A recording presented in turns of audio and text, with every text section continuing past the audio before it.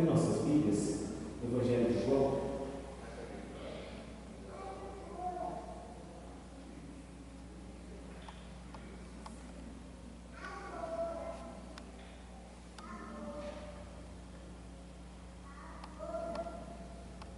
Evangelho de Jesus, segundo escreveu João, no capítulo 17, amém?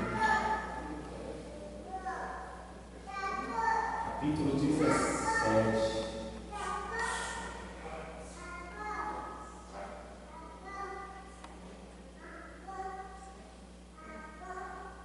Meus irmãos, se quiser ligar os ventiladores, pode ficar à vontade, tá? Você que está quente, né?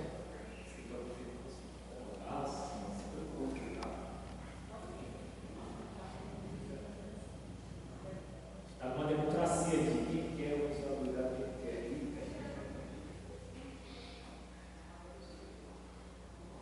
tem gente que não gosta de ventilador. Isso é uma guerra em todo lugar, né? Você tem que botar o ventilador do ar-condicionado. O serviço é uma guerra, porque tem gente que fica doente com o ar-condicionado, tem gente que não sobrevive sem o ar-condicionado. A liga desliga ali, fica uma confusão. É assim, né, meus irmãos? Onde tem gente, tem problema. Mas é por isso que a gente tem que ter paciência, a gente tem que ter cuidado, a gente tem que ter zelo, ter muita cautela, muita misericórdia, né? Muitas vezes é bom ceder, né? As pessoas às vezes não sabem o significado de ceder. Quão bom é ceder? Ceder não é demonstração de fraqueza. Muitas vezes, não, ceder sempre é demonstração de força. Porque o forte ele compreende o fraco, é por isso que o forte ele cede para o fraco, né? Quando você não leva a sério, você cede para o seu filho porque para uma criança, porque é uma criança, você não vai criar confusão, tratar uma criança com a mesma exigência que você trataria com outro adulto, porque você é mais forte que a criança. Quando você cede, misericórdia, compaixão, você está manifestando força, né? Só que a gente pensa que é o contrário, né? O nosso entendimento, a gente fica com orgulho ferido, né? A gente fica achando que ceder é porque então é uma demonstração de fraqueza, de que eu sou incapaz, que eu não tenho longevidade, que eu não tenho como contra-argumentar. A nossa cabeça é doida, né? A gente faz tudo ao contrário e quer achar que, né, que entende das coisas. É muito doido isso. Vamos lá, vamos ler o texto. Queridos, João capítulo 17 é a despedida de Jesus. Amém? Esse texto aqui é a despedida de Jesus. Despedida antes da crucificação, evidentemente que depois ele se manifesta novamente, mas aqui é a despedida antes da crucificação. Ele fala assim, ó, Jesus falou assim, e levantando seus olhos aos céus, e disse: Pai, é chegada a hora, glorifica teu filho, para que também o teu filho te glorifique a ti. Assim como lhe deste poder sobre toda a carne, para que dê a vida eterna a todos quantos lhe deste. E a vida eterna é esta, que te conheçam. Olha só, a vida eterna é esta, que te conheçam a ti só, por o único Deus, e a Jesus Cristo a que me enviaste. Eu glorifiquei-te na terra, tendo consumado a obra que me deste a fazer. E agora glorifica-me tu, ó Pai, junto de ti mesmo, com aquela glória que tinha contigo antes que o mundo existisse. Manifestei o teu nome aos homens que no mundo me deste. Eram teus e tu os deste, e guardaram a tua palavra. Agora já tenho conhecido que tudo quanto me deste provém de ti, porque lhes dei as palavras que tu me deste, e eles as receberam, e têm verdadeiramente conhecido que saí de ti, e creram que me enviaram. E olha só esta oração. Fico imaginando um momento de angústia. Esse momento aqui era muito terrível para Jesus. E ele faz a oração que no sacrifício grita até os dias de hoje. Olha o que ele fala no versículo 9. Eu rogo por eles. Não rogo pelo mundo, mas por aqueles que me deste, porque são teus. A oração de Jesus que grita até hoje. E todas as minhas coisas são tuas, e as tuas coisas são minhas, e neles sou glorificado. E eu já não estou mais no mundo, mas eles estão no mundo, e eu vou para ti. Pai Santo, guarda em teu nome aqueles que me deste, para que sejam um assim como nós. Estando eu com eles no mundo, guardava-os em teu nome, tenho guardado aqueles que tu me deste, e nenhum deles se perdeu, senão o filho da perdição, para que a Escritura se cumprisse. Mas agora eu vou para ti, digo isto no mundo, para que tenham a minha alegria completa em si mesmos. Para que tenham a minha alegria completa. Deis a tua palavra, e preste atenção, e o mundo os odiou, porque não são do mundo, assim como eu não sou do mundo. Não peço que os tires do mundo, mas que os livres do mal. Não são do mundo, como eu do mundo não sou. Santifica-os na tua verdade, a tua palavra é a verdade. Assim como tu me enviaste ao mundo, também eu os enviei ao mundo. E por eles me santifico a mim mesmo, para que também eles sejam santificados na verdade. E não rogo somente por estes, e aqui é quando ele estende toda essa oração para nós, mas também por aqueles que pela tua palavra hão de crer em mim, não só pelos discípulos, mas para todas as gerações que venham a se dobrar diante do santo nome do Senhor, amém? Então, se você se dobra diante do santo nome do Senhor, meu irmão, é para você, essa oração alcança você. Isso aqui é promessa, isso aqui é palavra de vida, amém? Para que todos sejam um, como tu, ó Pai, tu és em mim e eu em ti, que também eles sejam um em nós, para que o mundo creia que tu me enviaste, e eu dei-lhes a glória que a mim me deste. Olha isso, para que sejam um como nós somos um. Eu dei-lhes a glória que a mim me deste. Obviamente essa glória ela tem dois significados. Tem a glória no sentido de glória, de regozijo, mas também tem a glória no sentido de perseguição, de ser odiado como eu fui odiado, de carregar os seus sinais e as suas marcas, porque a glória de Cristo também se manifestou na cruz, e a glória da igreja também se manifesta na cruz, amém? Vamos seguir. Eu neles e tu em mim, para que eles sejam perfeitos em unidade, para que o mundo conheça que tu me enviaste a mim, e que os tens amado a eles como me tens amado a mim. Pai, aqueles que me deste, quero que onde eu estiver, também eles estejam comigo, para que vejam a minha glória que me deste, porque tu me amaste antes da fundação do mundo. Pai justo, o mundo não te conheceu, mas eu te conheci. E estes conheceram que tu me enviaste a mim, e eu lhes fiz conhecer o teu nome, e o farei conhecer mais ainda, para que o amor com que me tens amado esteja neles, e eu neles esteja. Sente-se, amém?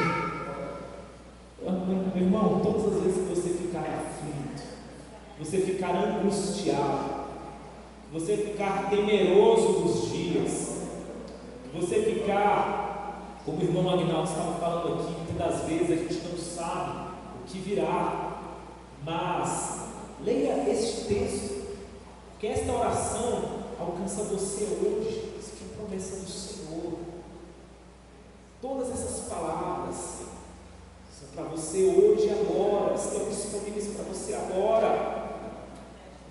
O amor do Pai está em nós, porque Cristo o amou, e Ele amou a Cristo, e Cristo nos ama porque Ele vê Cristo em nós. O Pai nos ama porque Ele vê Jesus em nós.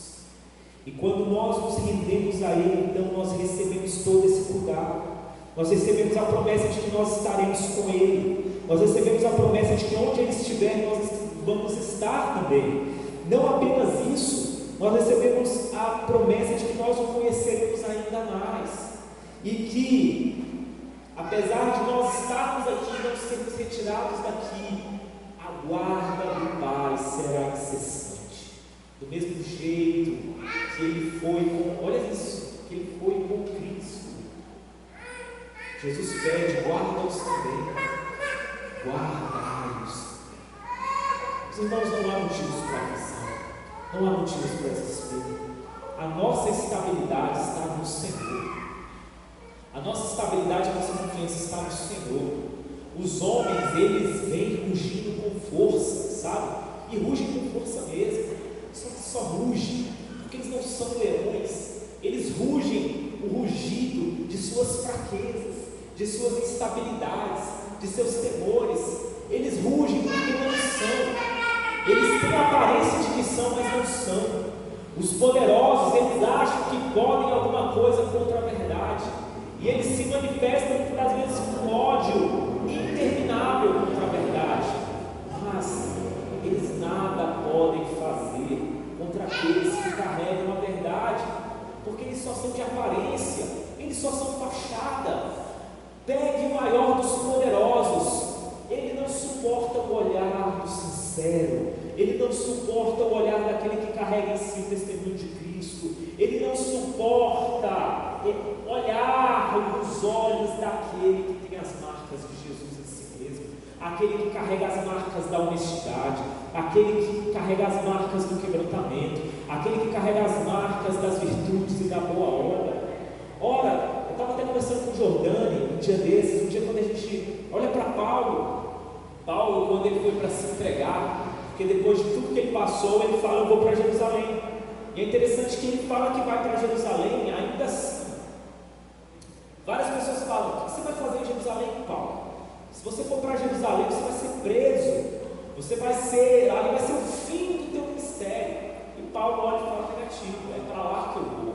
E quando você vê ali em Atos dos Apóstolos, Paulo chegando ali diante daqueles homens poderosos, aqueles inquisidores, aqueles homens cínicos, aqueles homens que metiam com a maior cara lavada do mundo, aqueles homens que invertiam a verdade na maior cara de pau, que aqueles homens tinham uma cara lavada, a mesma casta, a mesma podridão daqueles homens que cercaram o nosso Senhor Jesus nos capítulos seguintes aqui que eu estou lendo, porque logo no capítulo 18 já começa ali o cerco a Jesus. Aqueles homens que no maior cinismo, na maior mentira, na maior hipocrisia, na maior cara lavada, eles acusam aquele que não tem nada de mal, mas ainda jogam culpa nele como se a culpa fosse dele. Os caras eram maus, terríveis.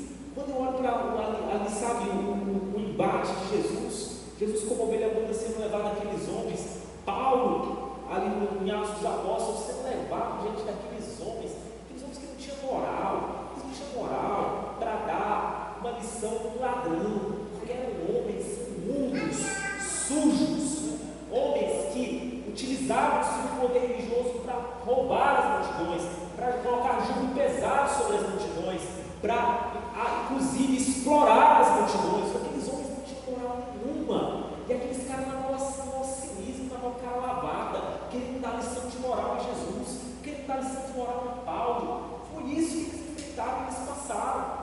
Agora, qual deles pôde resistir à sinceridade do Cristo? Qual deles pôde resistir à sinceridade que estava em Paulo por intermédio do Espírito Santo de Deus? Cativeiro, Paulo foi levado cativo, nunca mais foi liberto, e do cativeiro ele só saiu para a morte, foi liberto para a eternidade.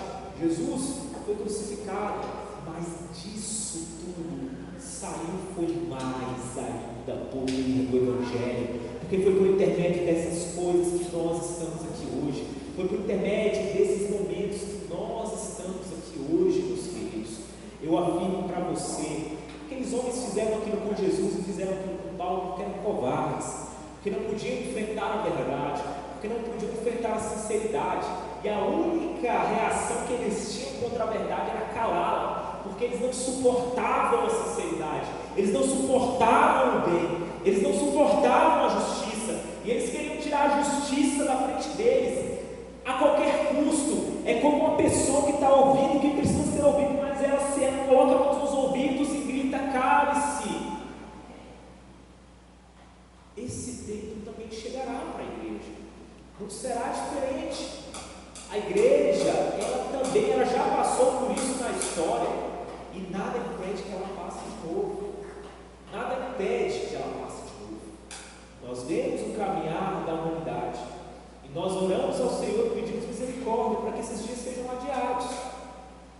Porque não há nada de errado nisso, não há nada de errado nós orarmos pedindo: Senhor, posterne esses dias, Senhor, prolongue esses dias de paz, prolongue esses dias de calmaria. Mas deixa eu te falar uma coisa: nada impede, em algum momento, pelo rumo que as coisas andam, sim, vai se consolidar, sim, a verdade ela vai cada vez mais se tornar insuportável, porque enquanto que nos tempos de Jesus a verdade era insuportável para alguns, no nosso tempo a tendência é que a verdade ela vai se tornando insuportável para quase todos. Nós temos hoje o poder de vender o mal em um tamanho, em uma proporção, em um alcance muito maior que nos tempos de Jesus. Hoje as pessoas elas têm alcance ao mal, e o mal as torna insensíveis de um jeito muito mais rápido, porque hoje você tem todos os meios de comunicação possíveis para fazer isso, contribuir para isso o tempo todo, e chega uma hora que a pessoa não pode contradizer a verdade que está diante dela, mas ela pode calar a verdade, e ela vai calar a verdade. É por isso que o texto está falando: olha, vocês serão odiados, como eu fui odiado. Entenda bem o que significa isso.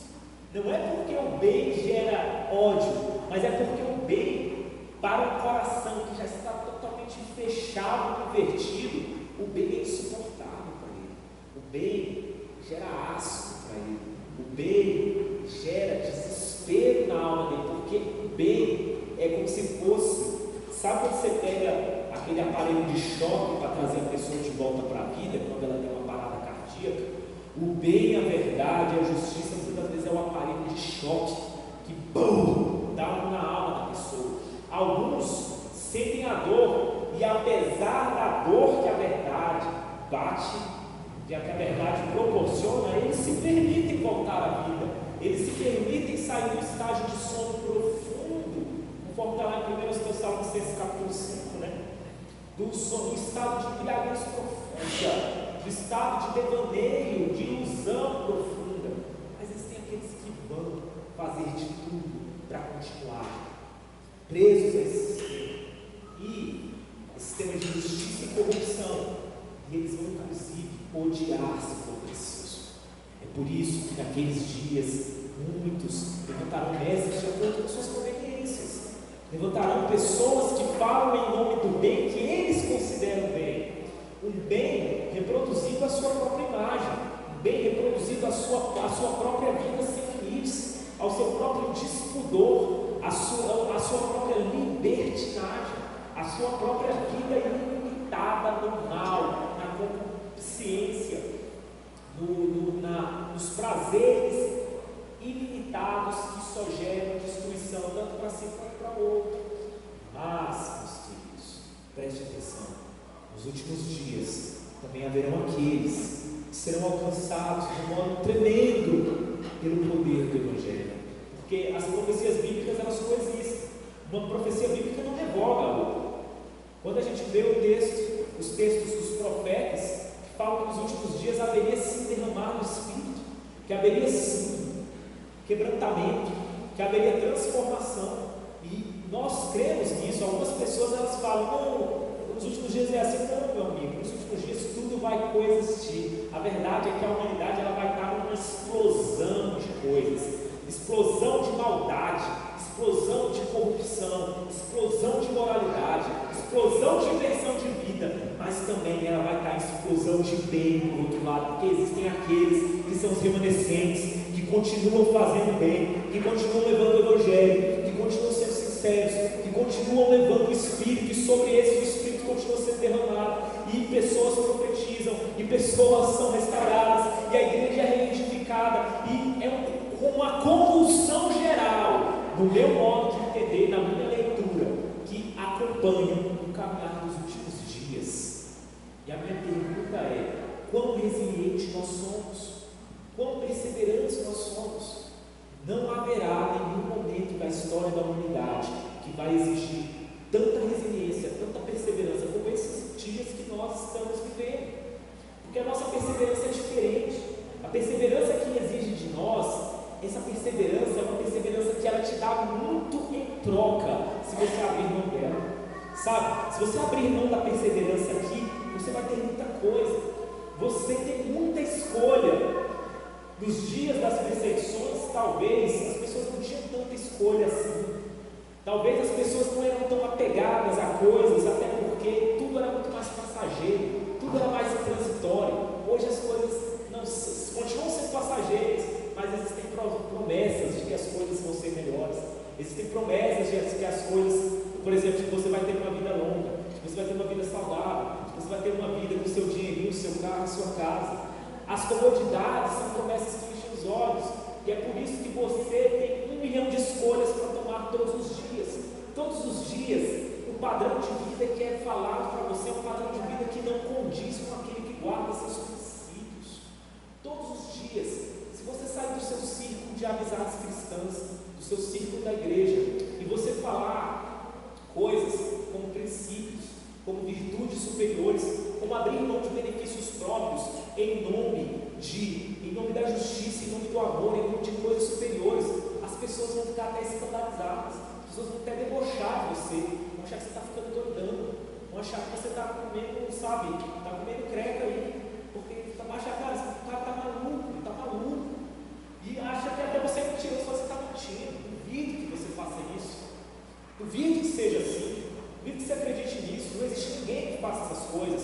Onde está o bem? Onde estão os justos? Eu não vejo isso. A crise moral que nós vivemos, a falta de referência, a falta de alguém que você olha assim e fale, cara, poxa, que pessoa bacana, não que elas não errem, mas poxa, que pessoa que faz as coisas do jeito certo.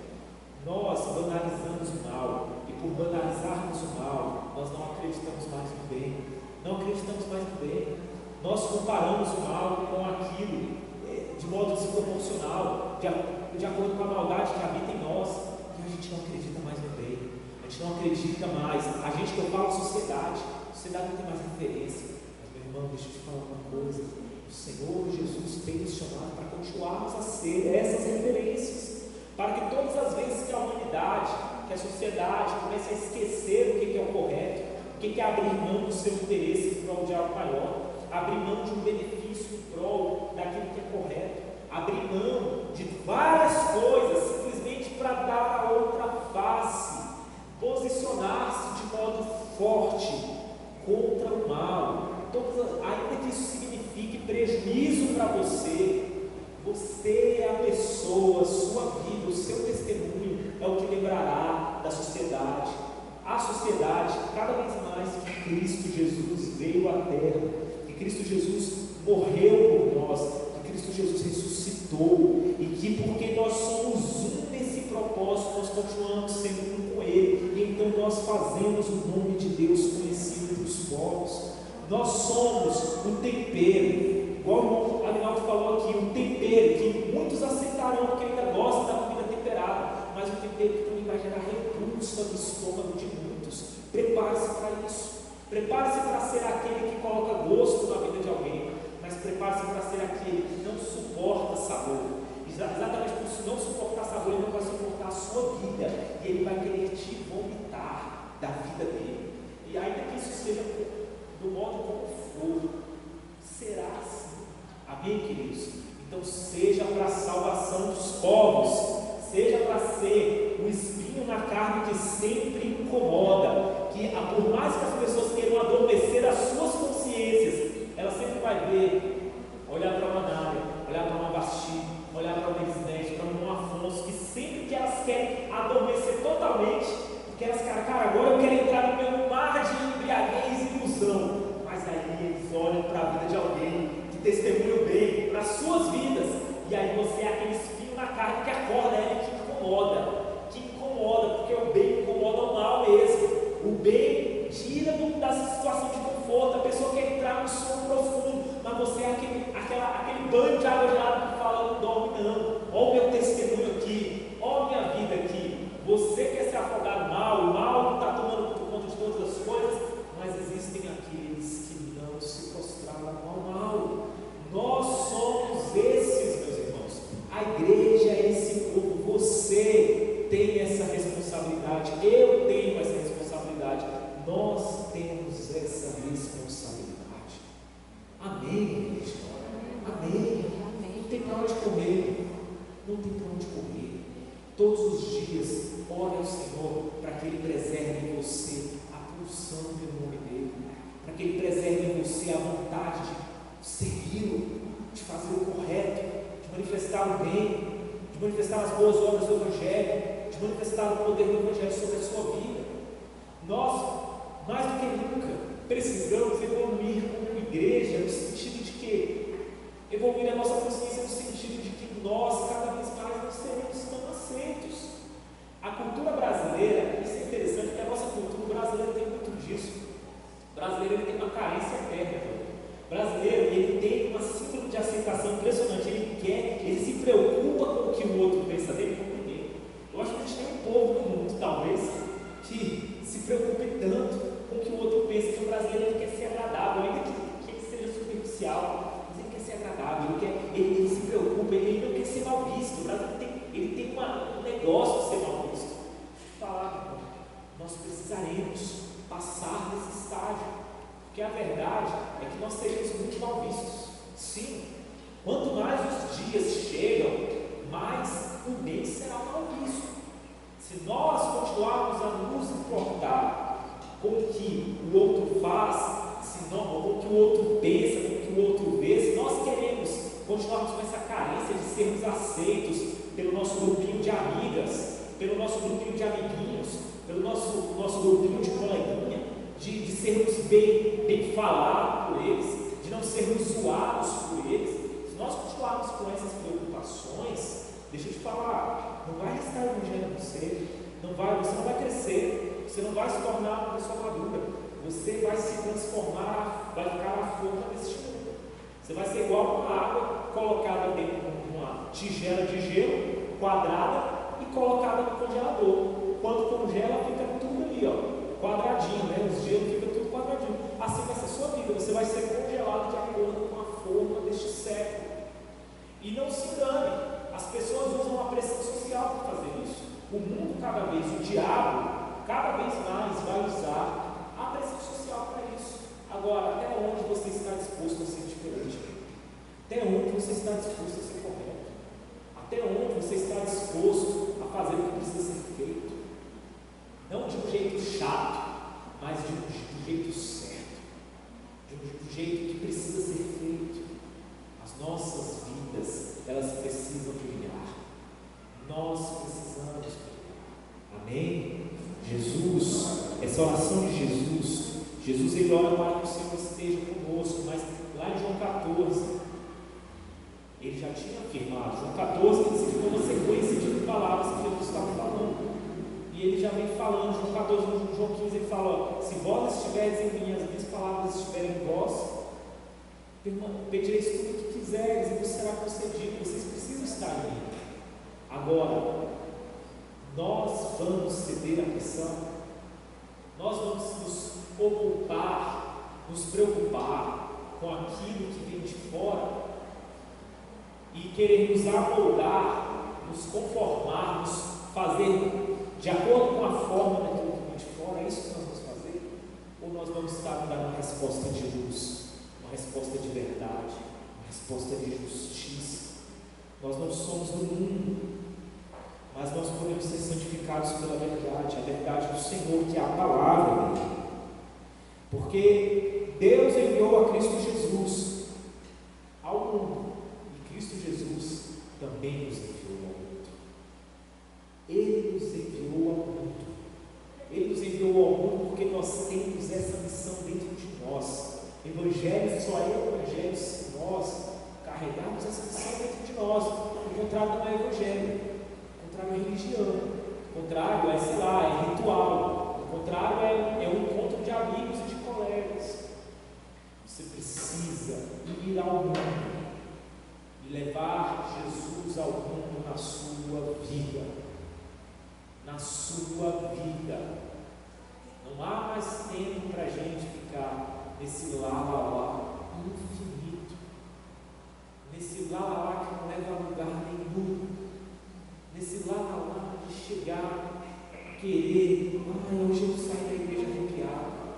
Gente, não tem mais espaço para esse tipo de lá. Eu fui para a igreja, nossa, eu senti um arrepio na piscina, quando foi uma bênção. Porque foi diferente, eu senti aqui, sabe, meu cabelo levantou aqui, me arrupiei. A pessoa anda de arrupio. Ela acha que isso é evangelho. Não dá mais tempo esse tipo de lá.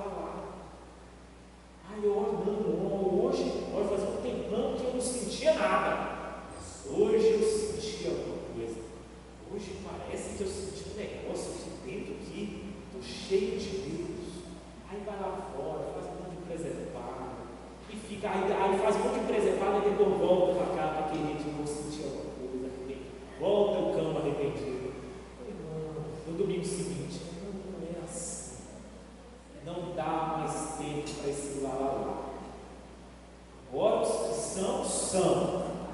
Os que não são, serão reduzidos a nada. E aí, de que lado você quer ficar, João? De que lado você quer ficar? Amém, igreja? Espero que o Senhor Jesus pulse na gente essa certeza que faz com que eu não sinta um arrepio no momento específico da notinha que o teclado toca, João, mas que a minha vida seja um constante arrepio diante do Senhor. Porque eu não preciso de nenhum estímulo externo para ser arrepiado. É porque só de eu lembrar do nome de Jesus e do que Ele fez por mim, eu já vi no corpo espírito. Sabe, eu ando assim, eu vivo desse jeito. Não preciso de um estímulo da irmã cantar, dar um agudo aqui na voz, para eu. Hoje foi diferente, hoje eu senti um arrepio aqui na esquina. Não, meu irmão, não precisa disso. Isso tem que ser constante na sua vida. Falar do nome de Jesus para você tem que ser com tanto temor e tremor que naturalmente você se estremeça.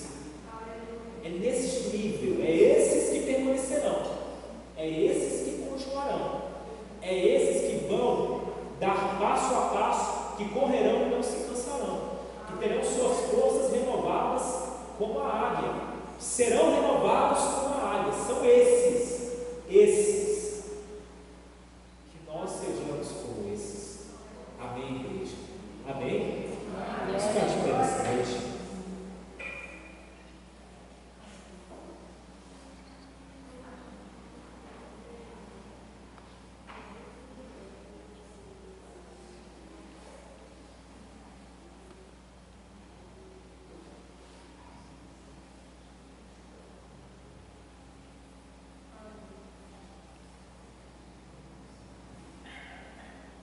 Ore no Senhor neste momento. Entregue-se diante dele. Ore sinceramente a Ele. O que você tem sido? O que você tem feito? Que lado que você está? Qual é o seu nível de estabilidade no Senhor?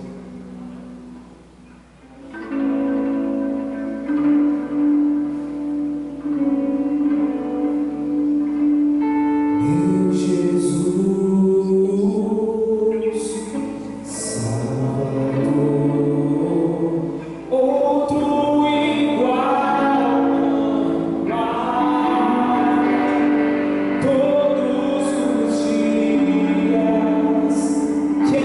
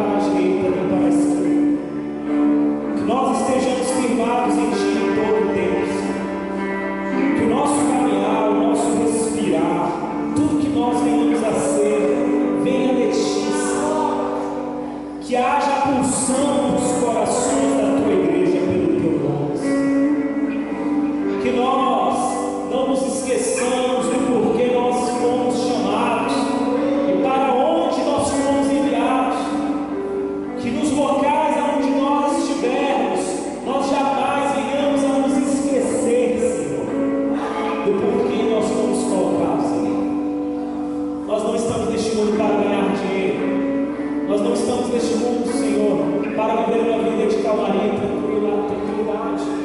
Nós não estamos neste mundo, Senhor, para viver a nossa vida no nosso cercadinho, mas nós estamos neste mundo, Senhor, para viver para a Tua glória, para viver para o Teu reino, para professar o Teu nome às nações, para professar o Teu nome aos povos. Que nós venhamos a viver isso e que as Tuas promessas estejam gravadas no mais profundo do nosso coração. É o que nós te pedimos e te agradecemos em nome de Jesus.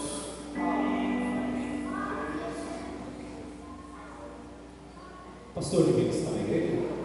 Saiu? Então gostaria de convidar o Juliano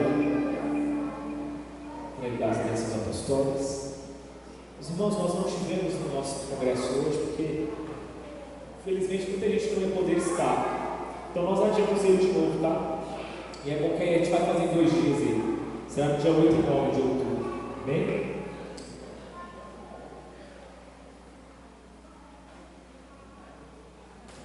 Amém, irmãos? Assim com as suas mãos.